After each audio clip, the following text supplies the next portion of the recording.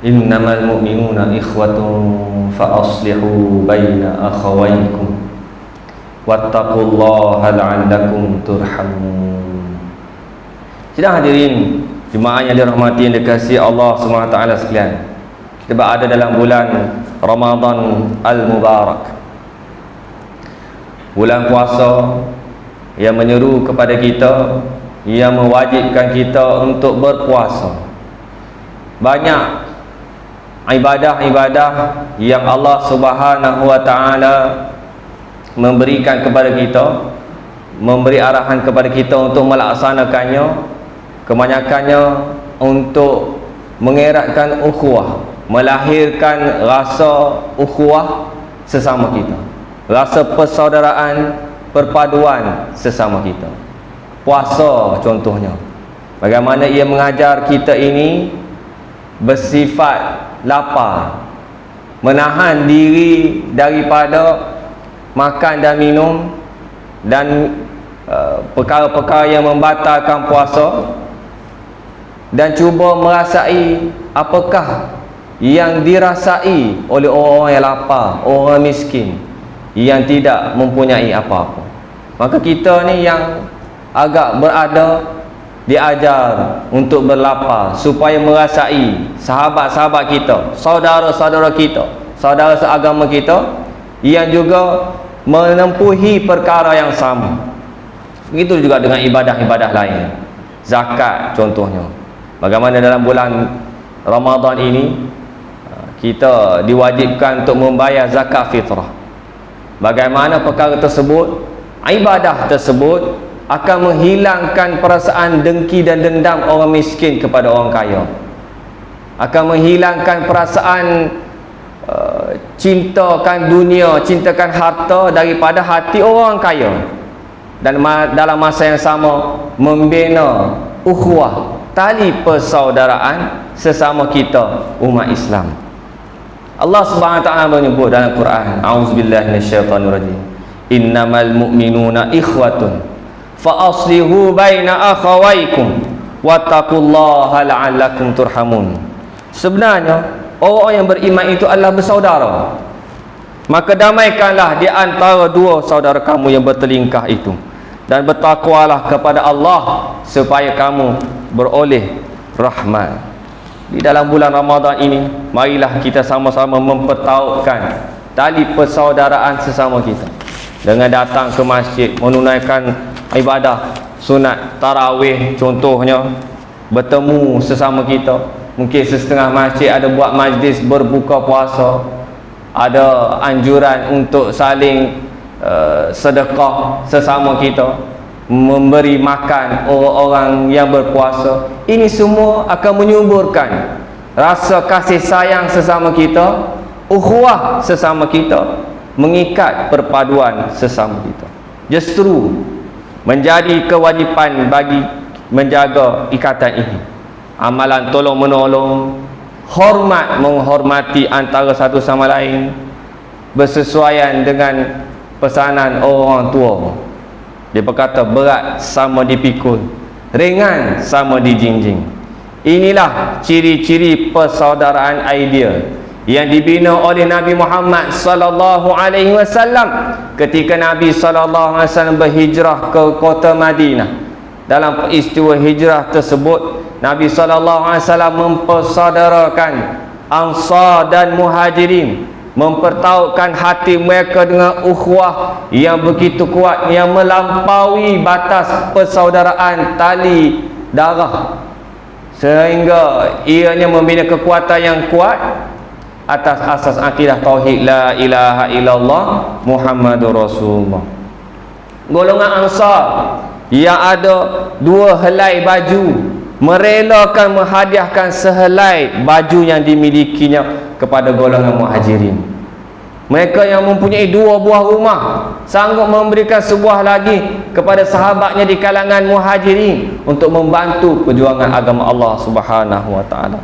Mereka yang memiliki sebidang tanah sanggup memberikan sebidang tanah, ambillah, aku beri, aku yang Ansar membantu perjuangan Nabi SAW. Hampa mai daripada jauh, kaum Muhajirin datang daripada Mekah, datang untuk berdakwah di sini, datang untuk membantu perjuangan agama Allah Subhanahu wa taala, hasil daripada ukhuwah yang dibina, yang dititik beratkan oleh Nabi Muhammad sallallahu alaihi wasallam.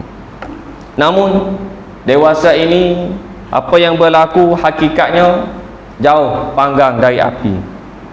Persaudaraan sesama Islam berprinsipkan semangat kekeluargaan dan roh perpaduan dilihat semakin pudar ditelan zaman.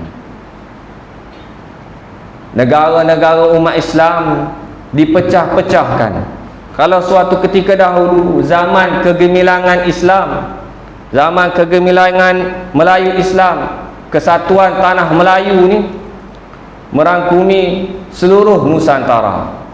Dalam itulah adanya tanah Malaysia, tanah Melayu, Malaysia, Singapura duduk dalam tu, Brunei sekali dalam tu, Indonesia pun sekali, Patani, Yala, Naratiwat, satu rumpun Melayu di bawah tanah rumpun Melayu Islam ketika itu, zaman kegemilangan Melayu Islam. Kemudian penjajah datang, membahagi-bahagikan, memecah belahkan ukhuwah sesama orang Islam. Dibuat sempadan-sempadan. Ini Indonesia ambil dekat Belanda, hak ni Malaysia, tanah Melayu ambil dekat British. Dipecah-pecahkan. Selatan Thailand diberi kepada negara Thailand. Sedangkan kita menuturkan bahasa yang sama, mempunyai pegangan akidah yang sama, belajar pondok sama-sama. Lihat bagaimana ulama-ulama dahulu, mereka tiada sempadan sesama mereka. Tetapi umat Islam kini dipecah-pecahkan sebegitu rupa. Penjajah datang lagi ke negara kita, memperkenalkan sistem demokrasi. Pecah belah lagi umat Islam. Satu kumpulan duk alik ni, satu kumpulan duk alik ni, saling berbalah sesama sendiri, pecah belah habis umat Islam. 60 tahun Muslimin dipecahkan oleh ideologi politik yang kadang-kala membawa pemusuhan adik-beradik, membawa pemusuhan yang tidak berpanjangan. Tetapi alhamdulillah tuan-tuan, baru-baru ini 2-3 tahun kebelakangan ini, Allah SWT memberikan, mentakdirkan satu peristiwa yang berlaku dalam negara kita, membuka mata mereka untuk menyatu padukan semula umat Islam yang ada di dalam negara kita ini. Maka inilah suatu nikmat Allah Subhanahu wa taala kepada kita. Syukur atas nikmat ini. Menitis air mata orang-orang dahulu apabila mendengar melalui peristiwa perpaduan ini. Nabi SAW dalam hadis yang diriwayatkan oleh Muslim daripada Nu'man bin Bashir, "Mathalul mu'minina fi tawaddihim wa tarahumihim wa ta'atufihim mathalul jasad idza ishtaka minhu udwun tada'a lahu sa'irul jasadi bis-sahari wal humma." Perumpamaan orang mukmin dalam berkasih sayang, berkasihan, belas dan menaruh simpati adalah seperti satu tubuh, seperti satu jasad. Apabila salah satu anggota yang sakit, maka seluruh anggota tersebut akan merasai seperti demam dan tidak dapat tidur malam. Nabi SAW memberi contoh yang ringkas. Tak ambil contoh jauh, ambil contoh badan kita. Sakit gigi, mata tak boleh tidur, kaki pergi berjalan ke sana ke sini, tangan pegang pipi, seluruh anggota badan tak boleh buat apa, hanya sakit gigi. Sebahagian daripada badan itu sakit, tetapi seluruh anggota, seluruh tubuh akan turut merasai kesakitan tersebut. Inilah perumpamaan yang diberikan oleh Nabi SAW dalam mengibaratkan, memberi ibarat ukhuwah Islamiah, perpaduan sesama kita. Hadirin sidang jemaat yang dirahmati dan dikasihi Allah SWT sekalian, saya ingin berpesan kepada diri saya dan juga kepada kita semua beberapa perkara. Yang pertamanya, kita jauhilah sangka buruk sesama kita, sesama umat Islam. Jauhilah caci mencaci sesama kita, sesama umat Islam. Allah SWT berfirman dalam surah Al-Hujurat ayat 12, a'udzubillahi minasyaitonirrajim, ya ayyuhalladzina amanu jtanibu katsiran minadh-dhann inna ba'dadh-dhanni itsm wa la tajassasu wa la yaghtab ba'dukum ba'dha ayuhibbu ahadukum an ya'kula lahma akhihi maita fakarihtumuh wattaqullah innallaha tawwabur rahim. Shadaqallahu azim. Wahai orang-orang yang beriman, jauhilah kebanyakan dari sangkaan, supaya kamu tidak menyangka sangkaan yang dilarang, kerana sesungguhnya sebahagian dari sangkaan itu adalah dosa. Janganlah kamu mengintip atau mencari kesalahan dan keaiban orang, dan janganlah kamu mengumpat setengah yang lain. Adakah seorang kamu suka makan daging saudaranya yang telah mati? Jika demikian keadaan mengumpat, maka sudah tentu kamu jijik kepadanya. Oleh itu patuhilah larangan-larangan tersebut dan bertakwalah kamu kepada Allah. Sesungguhnya Allah Maha Penerima Taubat lagi Maha Mengasihani. Jadi kita jaga mulut sesama kita, jaga apa yang kita tulis, apa yang kita type dalam Facebook, dalam media sosial dan sebagainya. Kadang-kadang kita sedih apabila melihat kita sesama Islam, sesama Melayu, sama Islam saling caci mencaci sesama kita.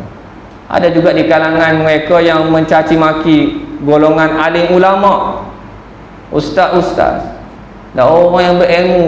Masya Allah, lebih malang lagi lah orang tersebut apabila dia melakukan perkara yang sedemikian. Maka saya meniru kepada diri saya dan juga tuan-tuan perkara yang sedemikian.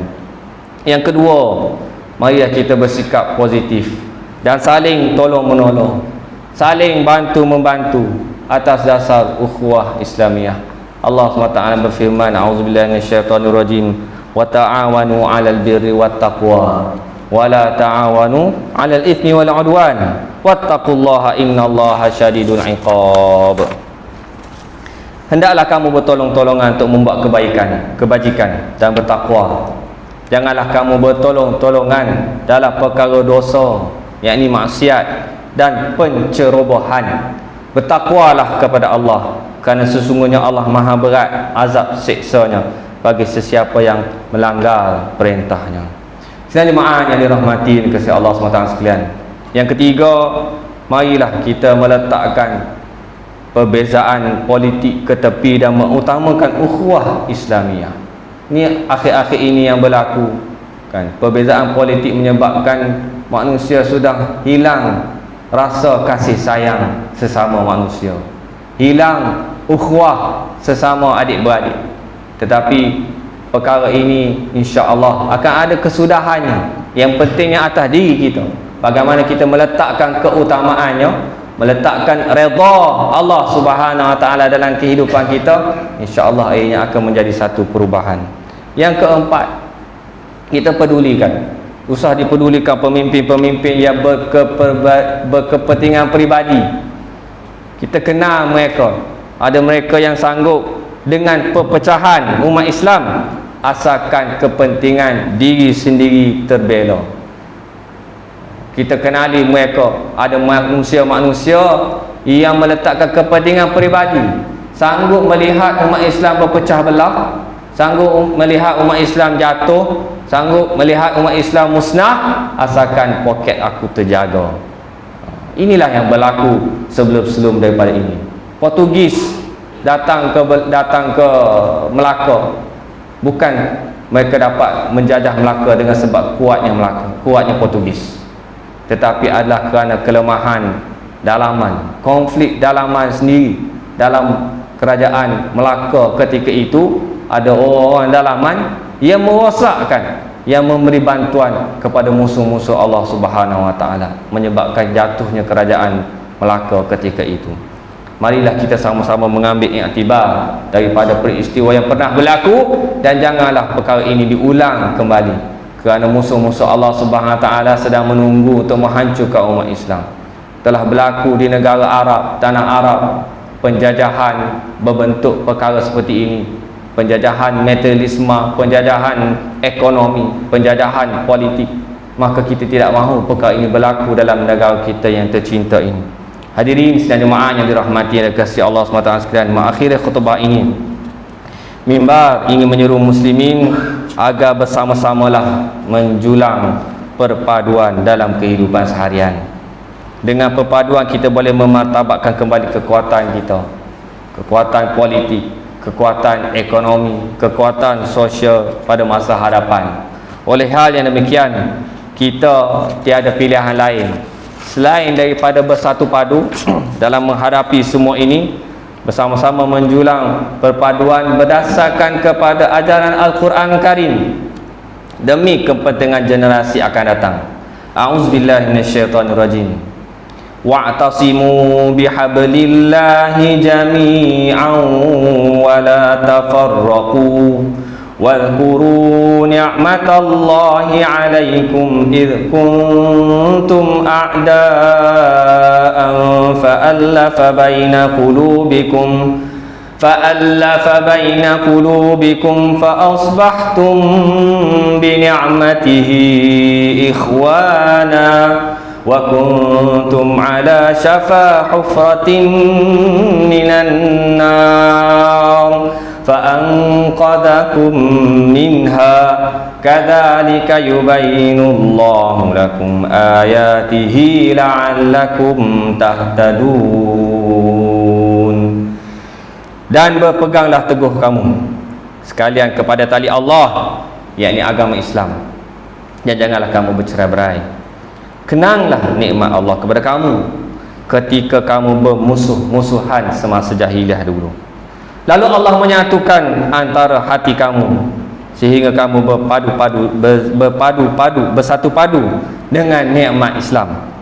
Maka menjadilah kamu dengan nikmat Allah itu orang-orang Islam yang bersaudara. Dan kamu dahulu telah berada di tepi jurang neraka disebabkan kekufuran kamu semasa jahiliah. Lalu Allah selamatkan kamu dari neraka itu disebabkan nikmat Islam juga. Demikianlah Allah menjelaskan kepada kamu ayat-ayat keterangannya supaya kamu mendapat petunjuk hidayahnya.